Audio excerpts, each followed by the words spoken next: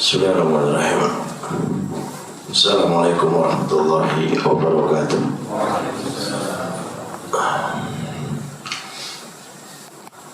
Alhamdulillah, wassalatu wassalamu ala rasulillah wa ala alihi wa sahbihi wa ala ba'du. Kita patut bersyukur kepada Allah Subhanahu wa ta'ala atas limpahan nikmatnya yang Allah berikan kepada kita semuanya. Sesuai dengan tema yang diberikan kepada kami, tema ini saya bikin 4 poin ya, supaya nanti kalau keluar dari taklim bisa dihafal 4 poin aja ya. Jadi dari tema itu ada 4 poin yang harus dipahami. Jadi tema dimunculkan 4 poin gitu ya. Poin pertama, bahasa kiat-kiat istiqomah setelah Ramadan. Itu berarti ada masalah. Karena munculnya kiat itu berarti ada masalah. Nah, berarti masalahnya apa? Masalahnya nanti ada sebagian orang yang dia beribadah kepada Allah hanya di bulan Ramadan saja, sehingga muncul kiat-kiatnya. Ini yang akan bahas.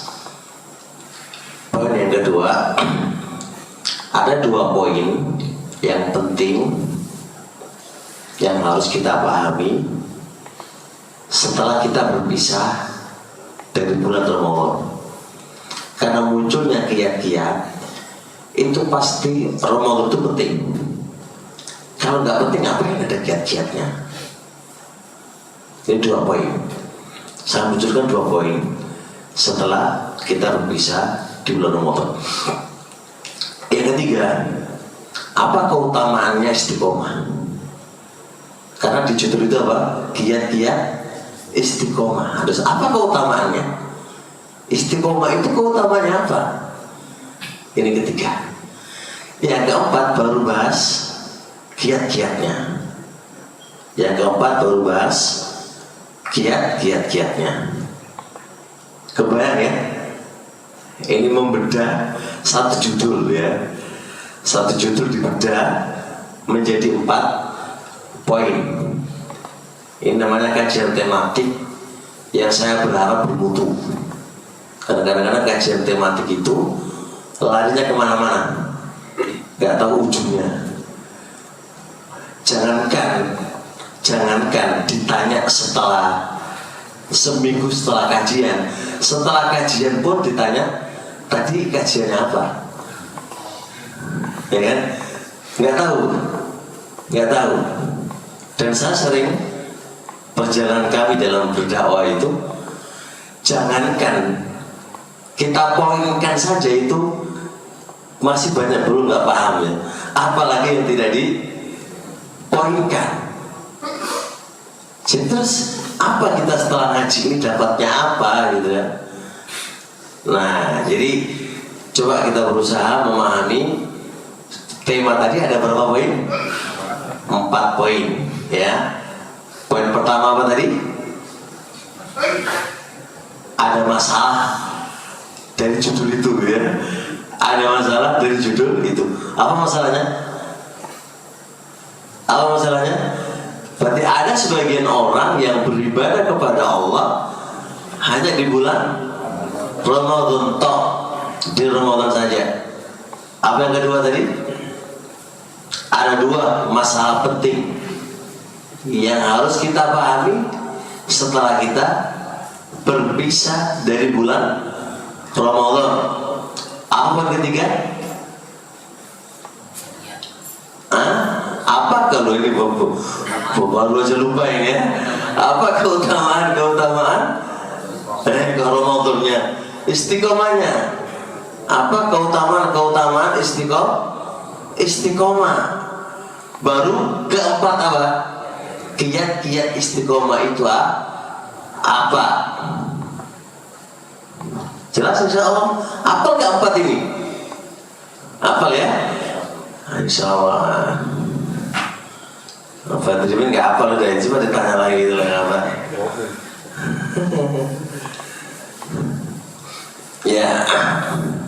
Ya biasa ini kalau di akademik ya harus ada studi kasus dipecah. Itu harus sudah terbiasa di akademiknya begitu.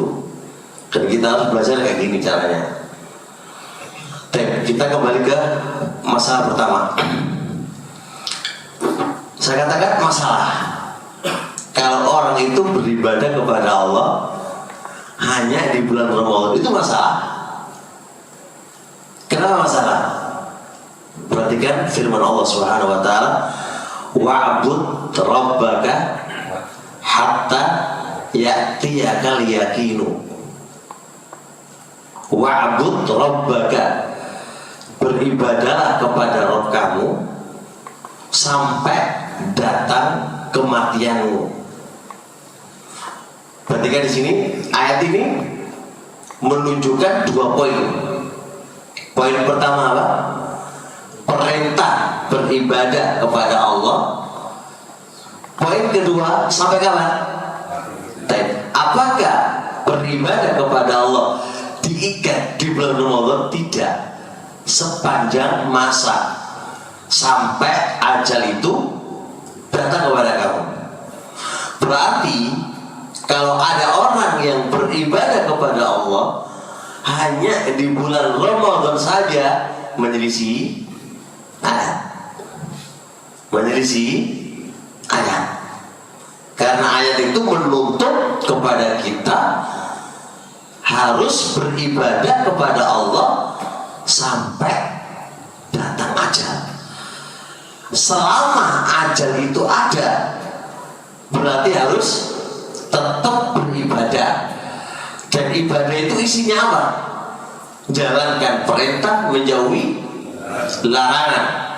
Jalankan perintah dan menjauhi apa? Larangan. Bisa dipahami? Baik. Ibnu Rajab rahimahullah ta'ala dalam kitab Lataiful Ma'arif di halaman 350 beliau mengatakan, amalul mu'mini la yanqadi hatta ya'tiya ajaluhu. Amalan seorang mukmin itu gak terputus sampai habis ajalnya. Sampai apa? Habis ajalnya. Berarti setelah Ramadan lanjut, tidak ada kata terputus, tidak ada kata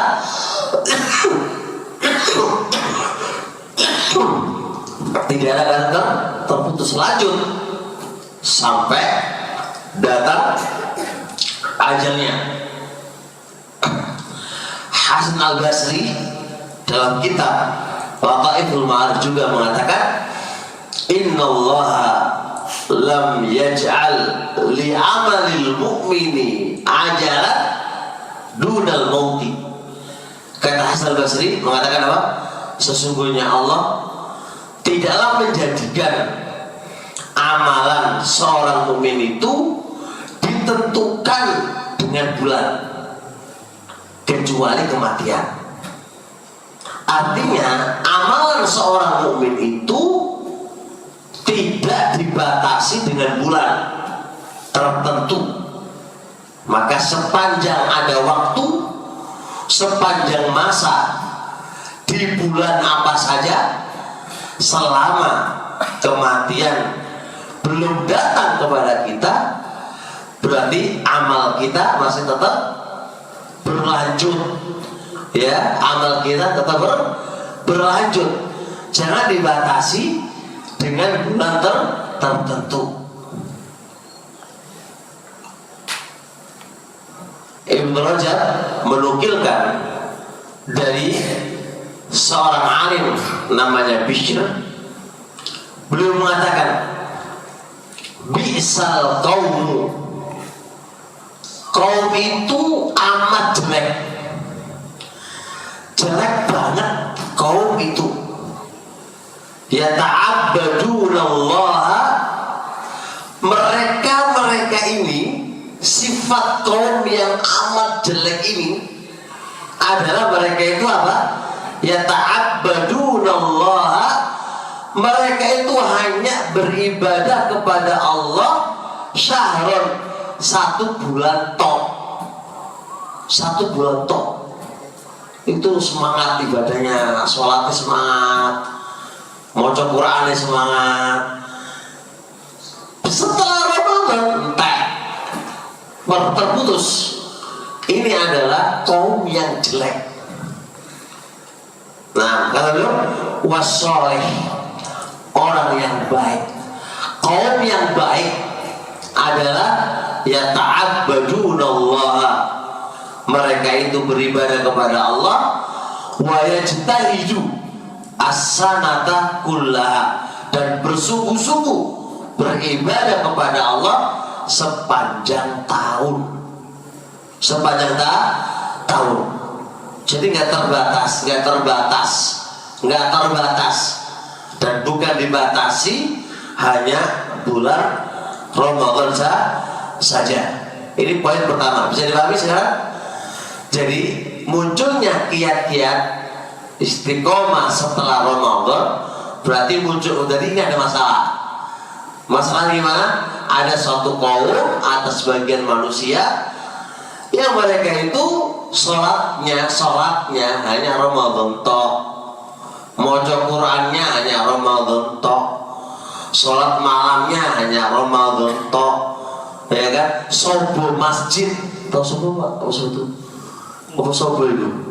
Ke masjidnya hanya Ramadan tok. Ini bisal kaum sing elek, orang yang nggak baik, orang yang nggak benar ya. Masa Allah diibadahi musiman tok? Masa Allah diibadahi hanya musiman saja? Bisa dipahami ini? Ini masalah pertama kita sudah sampaikan. Di poin yang kedua, sampai 1 jam ya? Ya, khawatir loh kelewatan ya. Atau setengah jam aja. Yang kedua sekarang, poin yang kedua, ada 2 masalah yang harus disampaikan di sini setelah kita berpisah dari bulan Ramadan. Yang pertama adalah al-istighfar, banyak-banyak meminta ampun. Ini Masya Ustaz, kok kita harus minta ampun ya? Ada apa dengan amalan kita? Nah ini masalah ini. Masalah kita. Coba saya renungkan dulu.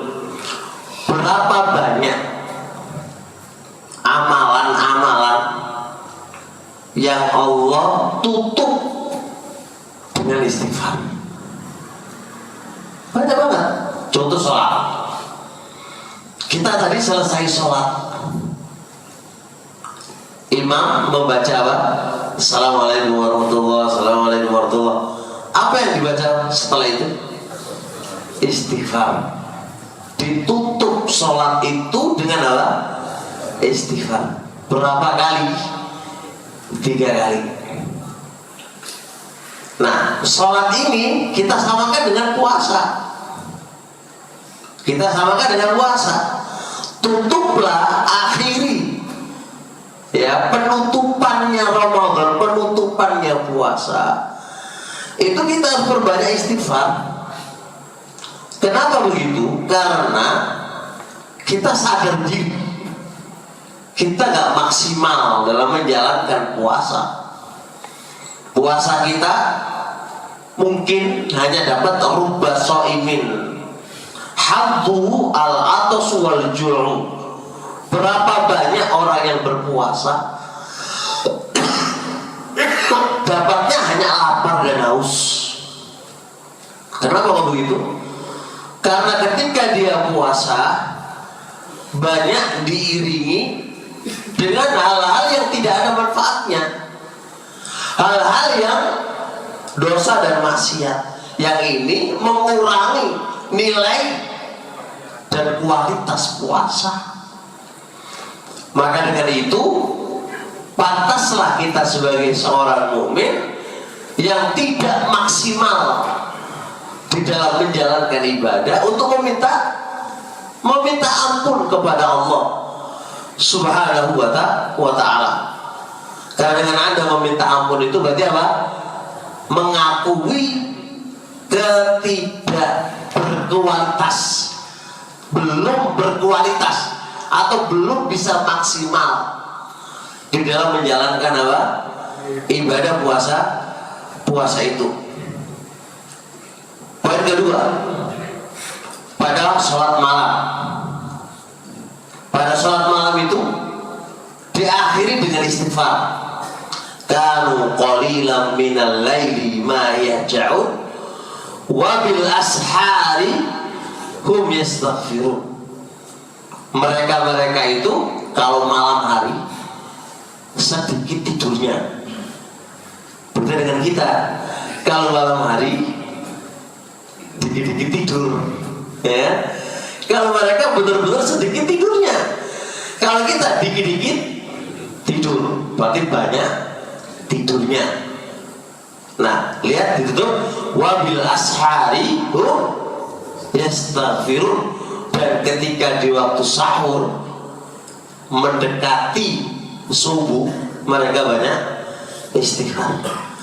Bayangkan di malam harinya mereka itu baru selesai sholat malam loh, gak apa-apain, gak kayak kita, gak tidur, tapi yang dibaca hanya apa itu, HP-nya, gak tahu mau coba di HP itu ya.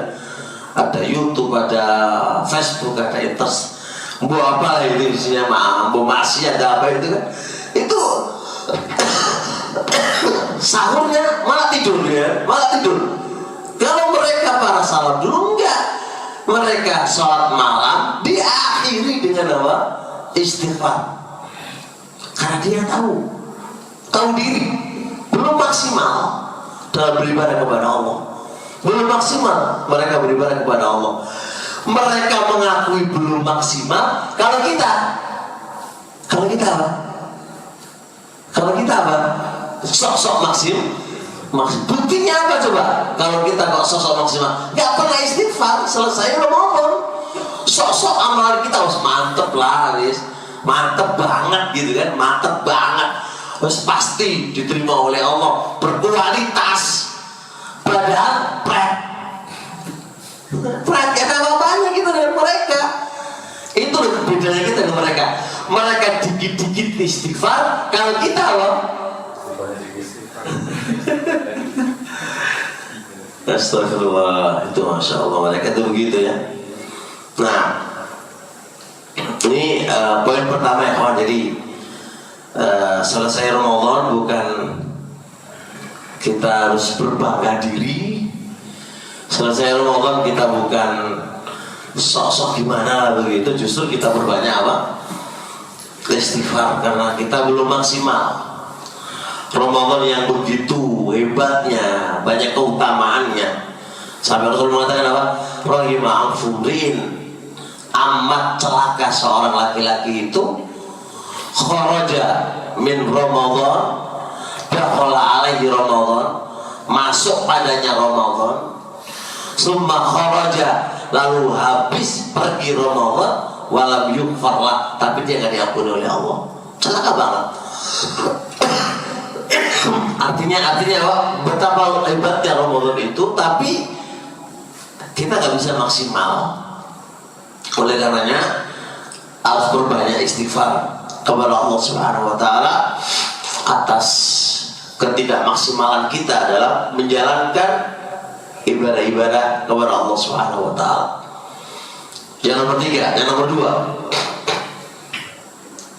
adalah berdoa kepada Allah. Berdoa kepada Allah, berbanyak doa agar seluruh amalan kita diterima oleh Allah. Ini penting.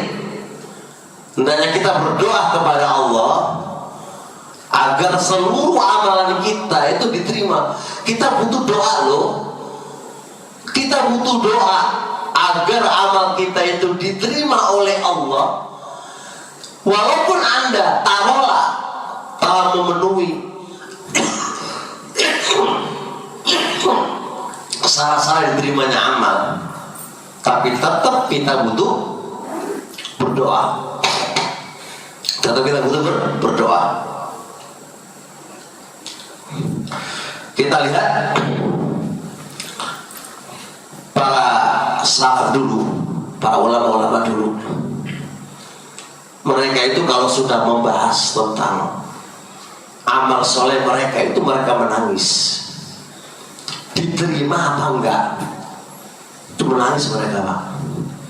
Apalagi mereka ingat firman Allah Subhanahu wa taala, innama yataqabbalullahu minal muttaqin. Pakai innama itu sighah alat pembatasan. Allah itu hanya menerima amalannya orang-orang yang bertakwa. Pertanyaannya, apakah kita itu orang-orang yang bertakwa atau tidak? Itu pertanyaannya. Sehingga mereka menangis. Sehingga Ali bin Abi Thalib mengatakan apa? Qulu liqabulil amali ashadda ihtimaman bil amali fa innahu lan yuqbala amalun illa ma taqwa.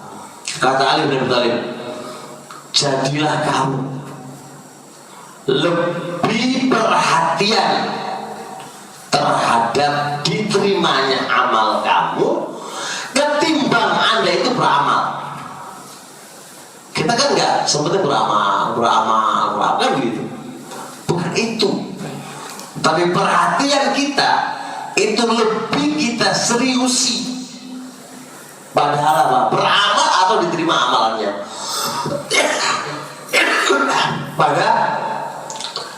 Pada poin diterima amalnya, bukan pada amalnya. Kita kayaknya terbayang di benak kita, ayo beramal, ayo sedekah, ayo gitu kan. Bagus, bukan salah, bagus. Tapi ingat, di titik manakah amalan itu diterima oleh Allah? Sekarang saya contohkan logika ya. Anda mau kirim ke pabrik, Anda punya kerjaan yang Anda kirim ke pabrik.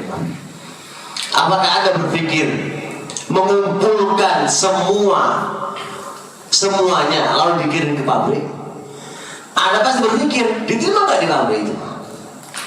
Atau apakah Anda berpikir manakah yang akan diterima di pabrik? Orang yang pintar pasti berpikir ini diterima oleh pabrik, bukan Anda mengumpulkannya saja. Kalau Anda mengumpulkan sebanyak mungkin lalu pabrik nggak menerima, itu bagaimana coba deh?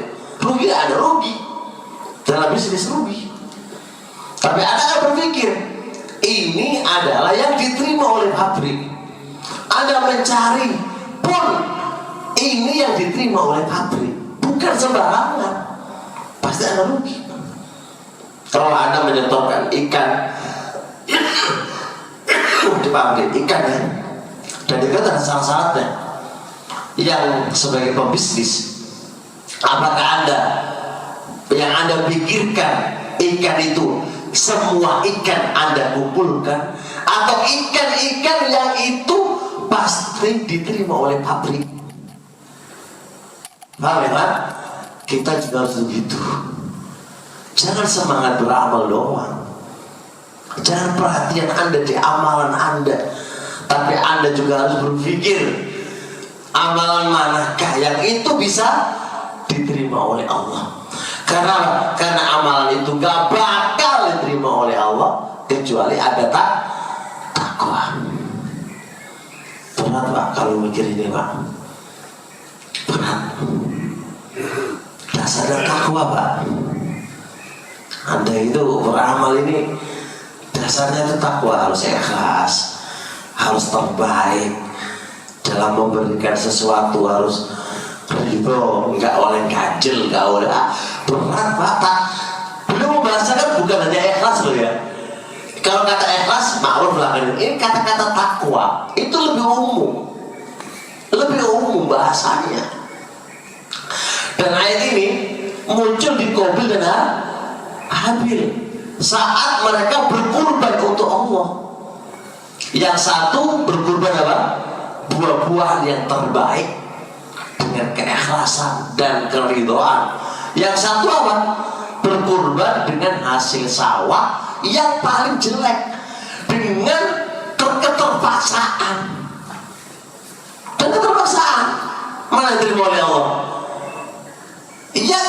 Yang buah-buah yang terbaik, dan dia memberikannya. Dasarnya takwa, bukan dasar keterpaksaan, bukan dasar karena malu, bukan dasar karena yang lain. Nah coba, dasar takwa itu inti dari kita dan amalan kita itu diterima oleh Allah Subhanahu wa Ta'ala.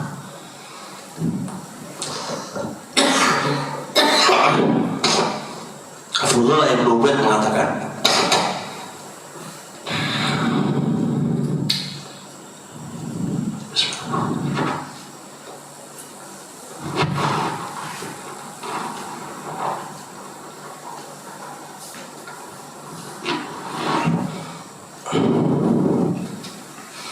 ini Fudalah Ibn Ubaid mengatakan begini, lan akuna a'lamu anna Allah qad taqabbala minni misqal habatin min khardalin ahabbu ilayya min ad-dunya wa ma fiha lianna Allah yaqul inna ma yataqabbalu Allah minal muttaqin. Kata Fudalah Ibn Ubaid, sungguh jikalau aku mengerti bahwasanya Allah itu telah menerima dariku amalanku hanya seberat biji sawi, aku mengerti ku diterima oleh Allah, sungguh itu lebih aku sukai ketimbang dunia dan seisinya. Bayangkan, beliau hanya mengerti dari sekian amalannya dia, itu yang diterima oleh Allah hanya satu biji sawi loh ya, kecil banget. Dari sekian amalan beliau itu hanya diterima, dan dia tahu itu hanya sebiji sawi. Biji itu paling kecil ya, itu lebih dia cintai ketimbang apa? Dunia dan seisinya. Pertanyaan kita, apakah ada SK amalan kita dari oleh Allah? Gak ada. Ya banyak doa, kan kita gak ada SK. Baik Anda sejati atau gak sejati. Apakah yang sejati itu udah pasti diterima amalannya? Gak ada kepastian. Gak ada kepastian. Berarti semua itu gak ada kepastian loh. Karena gak ada kepastian dari amalan kita diterima oleh Allah, ya banyak berdoa banyak berdoa agar amalan kita itu diterima. Jangan hilang begitu aja, habis Ramadannya habis semuanya.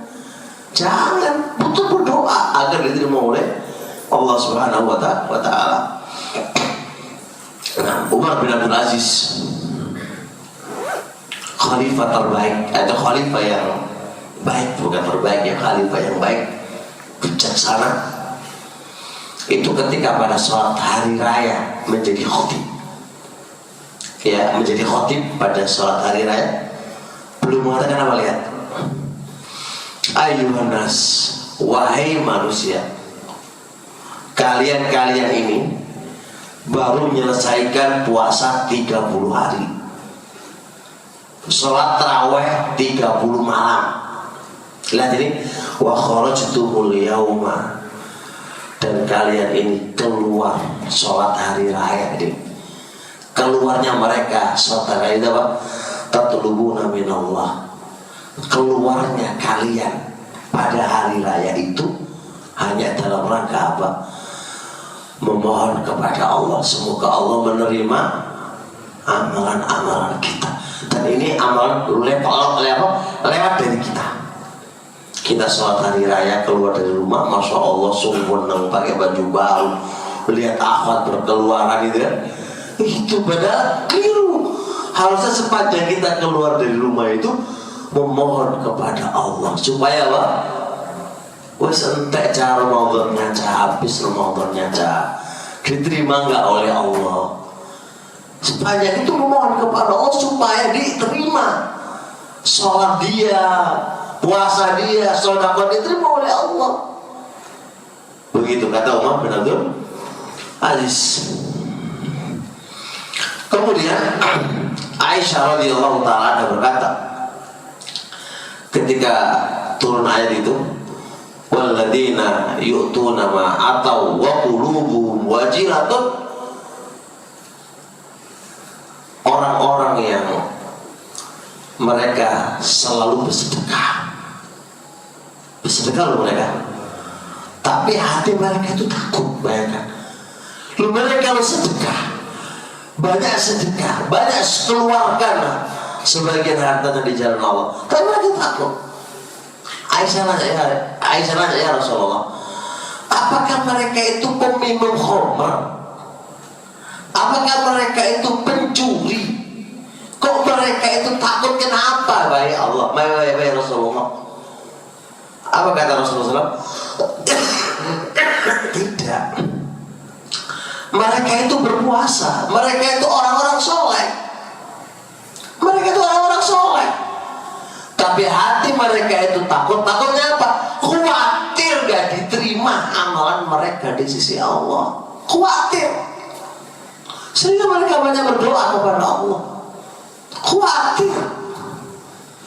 Gak kayak kita tuh masya Allah ya. Kita tuh jangan-jangan ikhtirar. Kita tuh merasa tertipu, merasa bangga gitu loh. Kebanggaan ya. Wes pede banget kalau amalan kita itu pasti diterima oleh Allah. Kita dengan mereka itu siapa kita? Amalan kita dengan amalan mereka itu amal apa kita ini? Tapi mereka gak pede banget, bahkan merasa takut. Beda dengan kita. Pede banget. Sampai ke pede itu, dia sendirilah penghuni surga. Surga dikapling sama dia sendiri. Ya kan? Saking pedenya dia kan? Saking pedenya itu surga itu dikapling sama dia. Yang lain numpang aja gitu kan. Kalau nggak lewat dia nggak bisa masuk surga. Lucu banget ini. Hati-hati dengan gaya dan pemikiran semisal ini. Kita semuanya itu ikhwan nggak ada SK. Kita semua itu amalan kita itu nggak ada SK. Kita ini antara diterima dan antara ditolak oleh Allah. Yang hanya kita itu, yang kita lakukan itu hanya menangis, memohon, bersimpuh di depan Allah agar amalan-amalan kita itu diterima oleh Allah dan dosa-dosa kita itu diampuni oleh Allah Subhanahu wa Ta'ala. Itu 2 poin. Poin yang ketiga,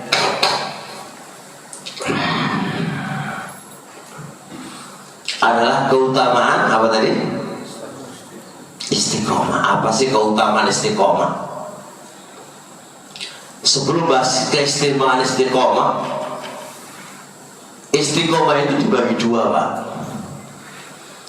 Istiqomah yang itu saya katakan 100%, dan ada istiqomah di bawahnya, tetap dikategorikan istiqomah. Istiqomah itu berarti luzumu syai', selalu di atas ketaatan. Dan ini kita nggak masuk di sini, Pak. Kadang-kadang kita ini ya taat, kadang-kadang maksiat, kadang-kadang semangat, kadang-kadang non semangat gitu. Kita di tipe yang kedua sih, mending Pak, di tipe yang kedua, ya kan? Di tipe yang kedua. Makanya kata Rasul, sadidu wa qaribu. Sadidu apa? Luluslah selalu. Wa qaribu, mendekati kepada kelurusan. Mendekati Pak.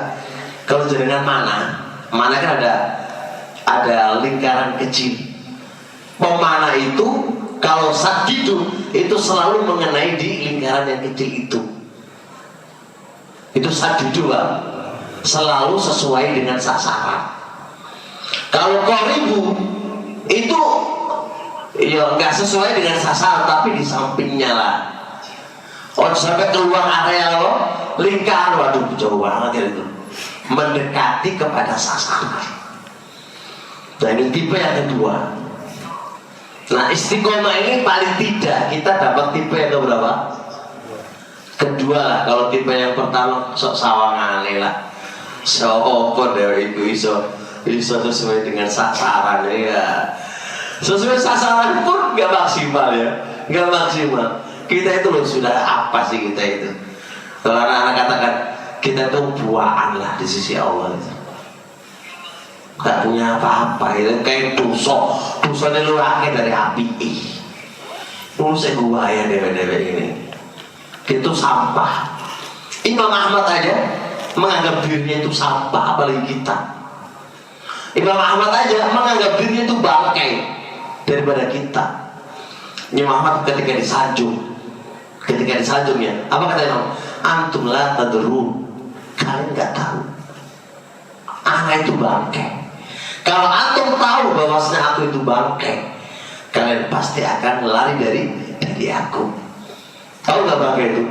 Bangkai itu awalnya nggak busuk, tapi setelah Anda berteman sama dia, tak tahu busuk-busukannya, itu namanya bangkai. Kita semuanya itu bangkai, kakek dosa, dan dosa itu bangkai. Kita itu kelihatan di depan orang sosok api gitu kan, padahal jeroannya itu bangkai. Ya, antum melihat kami lihat saya ini ya. Karena anak atau gak sama-sama anak, walau satu kamar dengan saya, koyo-koyo api, ya kan? Padahal kalau Anda tahu kita ini semua penuh dengan maksiat, dan maksiat adalah bangkai. Kita aja buangan, patut dibuang kita itu sebenarnya. Cuma karena rahmatnya Allah aja, kasih sayangnya Allah, welas kasihnya Allah aja kita itu. Nah berarti perlu banyak berdoa, banyak istighfar. Nah itu kita ya kan. Kadang-kadang kita ini sosok gaya gitu kan, sosok gaya gitu. Kadang-kadang kita itu makan aja foto. Wah ini foto, itu siapa? Iya sempurna itu hanya Rasulullah. Siapa yang mencontoh kamu itu siapa? Jangan engkau merasa seluruh perbuatan kamu itu bagus. Orang aja nggak tahu kayak apa kamu itu, diri kamu itu kayak apa nggak tahu. Jadi kita jangan gitu lah. Jangan terlalu ifrat wa tafrid lah. Kita itu siapa? Sehingga semua aktivitas kita dipublikasikan. Anda bukan Rasulullah. Dan fikir Anda bukan dari fikir Rasulullah. Gak perlu. Karena kita itu Imam Ahmad aja dipuji aja gak mau. Dan beliau merasa dirinya adalah bangkai. Kalau kita itu siapa kita? Nah ya, barakallahu fiik. Terusnya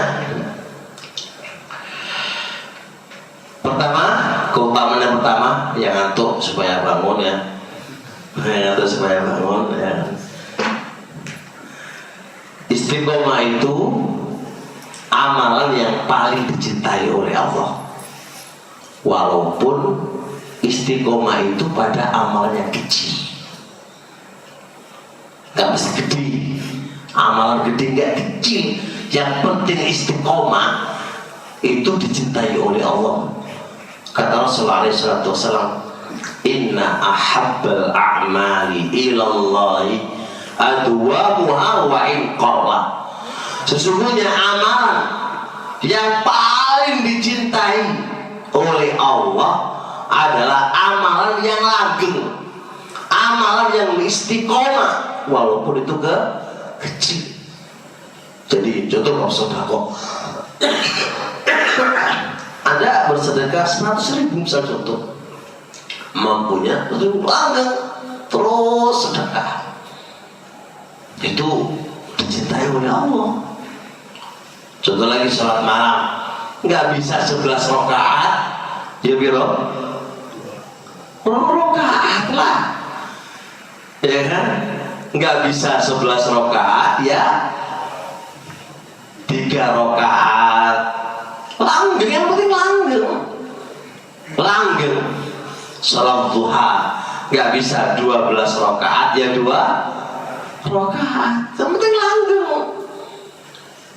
Sepenting langgengnya, Allah itu langgengnya, nggak menilai besar kecilnya, tapi langgengnya.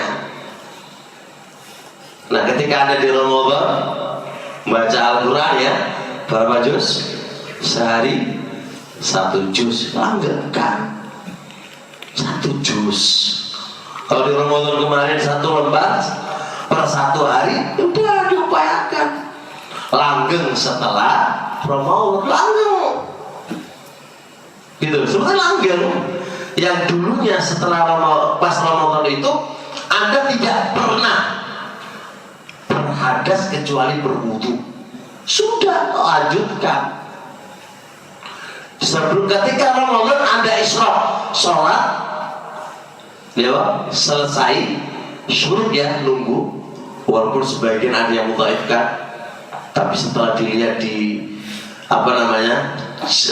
jalannya hadis, itu bisa naik derajat hasan li ghairihi. Anda tunggu, amalkan, jangan Ramadan toh, tapi jalankan selesai Ramadan.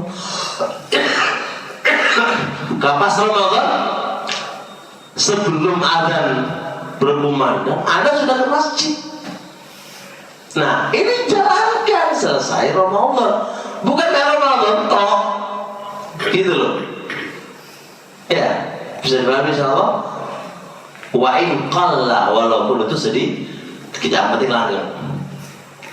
Terusnya melanggengkan itu, melanggengkan itu salah satu sebab Allah mencintai dia. Wala yazalu yataqarrabu ilayya bin nawafil hatta uhibbahu. Hamba itu selalu mendekatkan dirinya kepadaku.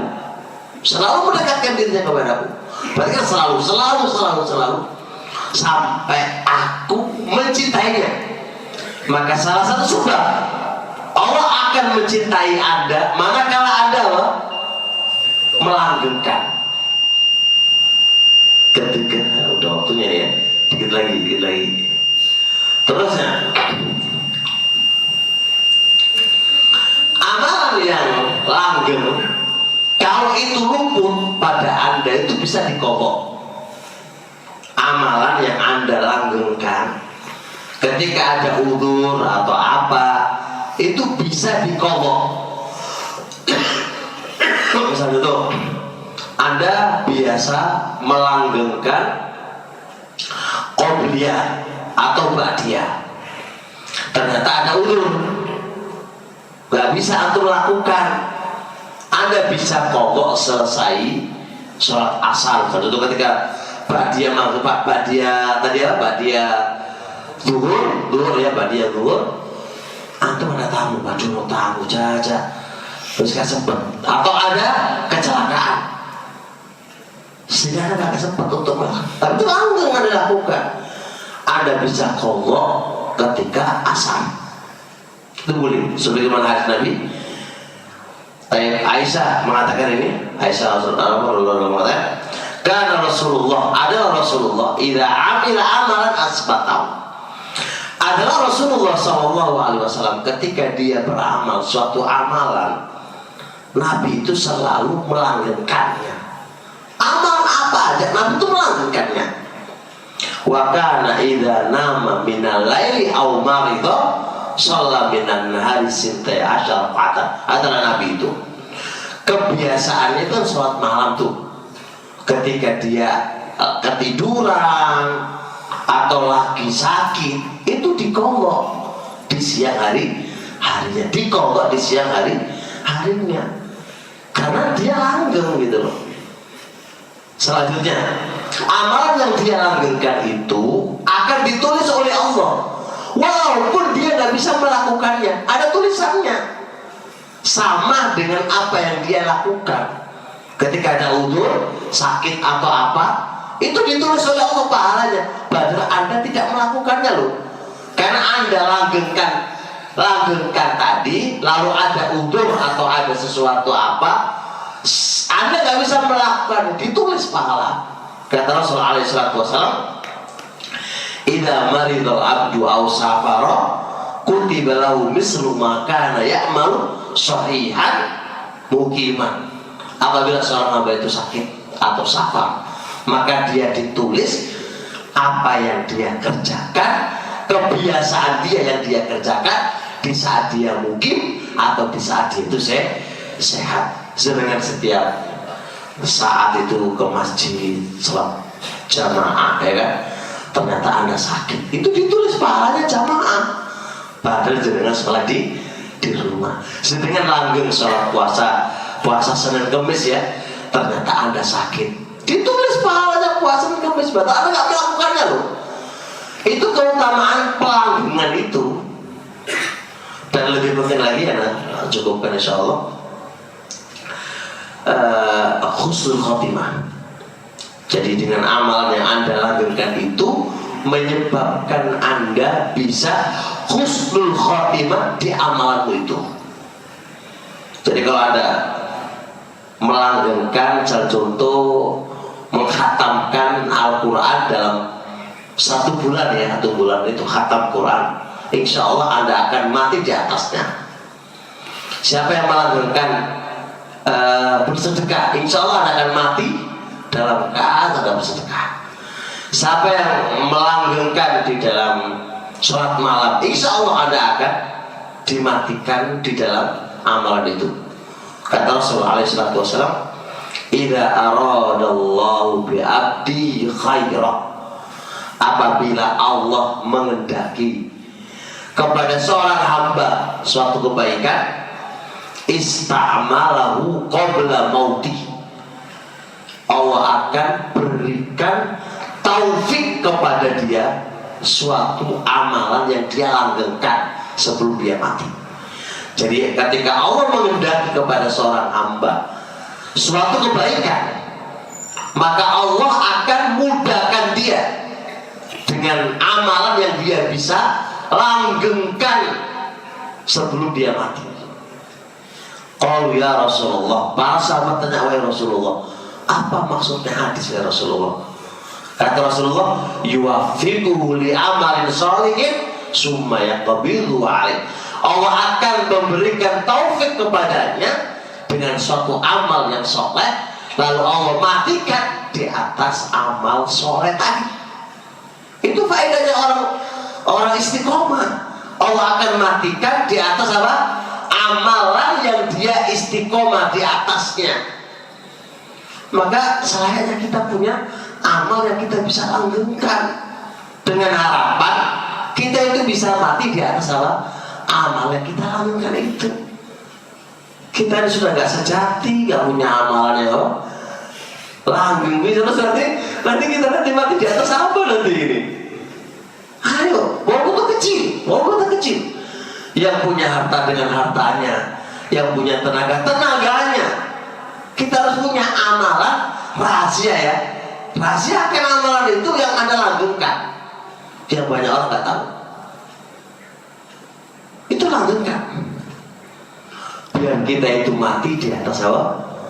Di atas amal yang kita langgengkan itu.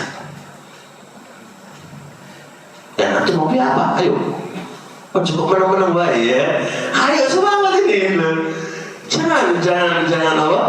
Kita gak punya apa-apa lagi, ya kan? Gak punya amal yang kita dambakan di depan Allah Subhanahu Wa Taala. Terupayakan, jangan ada yang tahu. Sebab kalau tahu, ya saya tanyakan nanti itu. Rahasiakan itu. Saya banyak cerita di para salaf itu, saya baca itu, masya Allah, baru ketahuan setelah beliau meninggal. Dia punya amalan banyak dan Allah matikan di atas amalan itu. Saya baru kemarin itu ada di kampung itu. Semua orang tidak tahu kalau dia itu penyumbang listriknya masjid. Baru ketika dia meninggal baru tahu kalau dia itu penyumbang, dan beliau mati di atas kebaikan. Masya Allah. Pas dia nyumbang mati Pak. Ya ada yang bisa berpikir apa dia lagi belum seperti dia deh kan. Orang-orang yang sudah khusnul khatimah itu luar biasa. Kita belum mesti gitu. Belum mesti. Jangan nyumbang setiap bulan itu, setiap bulan. Kecil lah, oh, Bapak. Nilainya kecil mungkin bagi antum ya. Kami dia anggarkan terus ya, terus. Nah, Allah matikan di atas amalan itu. Dan cukup insya Allah baru kiat-kiatnya, kiat-kiat terakhir nih. Ingat gak kajian 3 poin tadi? Ingat gak? Ingat ya? Apa coba yang pertama tadi? Ada masalah ya? Cukup ada masalah gitu ya. Apa masalahnya? Beribadah hanya di bulan Ramadan saja. Ini masalah ini kan. Yang kedua apa? Ada 2 masalah yang harus kita pahami setelah kita berpisah. Apa itu? Istighfar dan berdoa. Berdoa apa itu? Diterima amalan kita. Terus yang ketiga apa? Apa keutamaan istiqomah? Ada berapa tadi? 2. Banyak kok 2. 5 ya? Ada 5 ya. Nah, antum keluar dapat ilmu tuh. Ini sih udah ngaji kok. Wah, dapat ilmu bi. Ya, kayak antum kerja apa jenenge ke laut. Ke laut tujuannya cari apa? Cari ikan. Mulai nggak dapat ikan, nggak dapat apa? Itu dari mana? Dari laut. Nanti ikannya nggak apa? Nah, ya gimana kan? Nah, kita ngaji gitulah. Masa mulai nggak dapat ilmu? Yang keempat ini banyak banget sih. Saya cukupkan 3 aja. Cara bisa istiqomah adalah 1 ilmu. Penting thalabul ilmi, tetap belajar ilmu. Jangan ditinggalkan ilmu. Anda bisa istiqomah apa saja itu butuh ilmu teman-teman. Hadiri majelis ilmu. Bagaimana tidak? Al ilmu itu nurun. Ilmu itu cahaya. Yustadau bihil abdu. Hamba itu pasti meminta penerang, meminta jalan. Ada kitab Akhlaqul Ulama Al-Imam Al-Ajuri rahimahullah ta'ala. Beliau menggambarkan ilmu itu kayak begini. Anda di suatu perjalanan. Di perjalanan itu di depan Anda itu hutan belantara. Dan di depan itu terjal jurang. Ada di sekitarnya binatang buas. Itu pun ada di situ Pak. Dan waktu itu gelap. Dalam posisi itu dan Anda harus melewati itu. Gak boleh kembali, harus ada lewat. Bagaimana keadaan Anda kayak gini? Ada pasti dalam kebingungan dan ketakutan. Lalu ada penerang. Sedikit aja penerang, Anda bisa meminta penerang itu, meminta ampun walaupun kecil, sebagai bantuan untuk Anda bisa berjalan biar tidak terkena jurang atau terjal atau binatang buas. Bagaimana kalau Anda kata penerang itu terang banget? Pasti ada butuh, itulah ilmu. Dan kebodohan itu adalah kegelapan tadi. Seseorang yang tidak pernah atau hampir sibuk dengan dunianya dan tidak pernah menghadiri majelis ini, keadaan dia seperti keadaan itu tadi. Maka terus belajar. Karena nafsu ini, nafsu pak, selalu kayak ombak selalu datang ke kita. Syubhat dan syahwat selalu datang ke kita. Kalau bentengnya berupa ilmu nggak kuat, maka kita di atas kegelapan. Jangankan itu, ya bisa istiqomah, ya kan? Ya kan? Jangankan Anda gak istiqomah, itu masih mending, Pak. Dengan kegelapan itu Anda akan pasti jatuh pada kemaksiatan, lebih kacau lagi. Lebih kacau lagi. Kalau Anda gak istiqomah tapi gak maksiat, saya mending ya. Tidak hanya berarti Anda gak istiqomah, tapi pasti jatuh pada kemaksiatan. Maka itu penting. Yang kedua,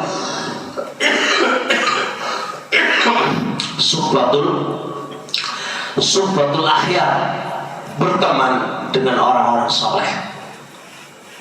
Ibnu Qayyim menyebutkan keistimewaan berteman dengan orang-orang soleh, Pak. Orang soleh itu akan membangkitkan kita di kala kita itu malas, akan menasihati kita di saat kita itu lalai, akan mengingatkan kita di saat kita itu salah. Itu namanya suhbatul akhyar, menemani orang-orang yang soleh, Pak. Dan Ibnu Hibban dalam kitab Rawdatul Uqala yang dikatakan orang soleh, teman yang baik itu apa sih? Bukan teman yang baik yang selalu ngasih kamu makan, bukan. Teman yang baik itu adalah teman yang nasihatin kamu, dzakiraka, mengingatkan kamu di saat kamu itu salah, di saat kamu lalai, kamu diingatkan, di saat kamu lagi futur, dia mengingatkan kamu. Itu teman yang baik, teman yang baik. Maka suhbatul akhyar penting banget. Yang ketiga adalah doa. Berdoa kepada Allah Subhanahu wa taala atas supaya kau bisa istiqomah. Doa itu silahul mukmin, senjatanya orang mukmin. Orang mukmin itu nggak punya senjata kecuali doa. Perbanyak doa kepada Allah supaya kita bisa istiqomah, bisa langgeng dalam menjalankan ibadah kepada Allah Subhanahu wa taala. Cukup 3 insyaallah. Semoga bermanfaat apa yang disampaikan tadi dan menjadi pelajaran penting dalam kehidupan kita. Semoga bermanfaat apa yang kita sampaikan tadi untuk kita semuanya. Subhanakallahumma wa bihamdika, asyhadu an la ilaha illa anta, astaghfiruka wa atubu ilaik. Assalamualaikum warahmatullahi wabarakatuh.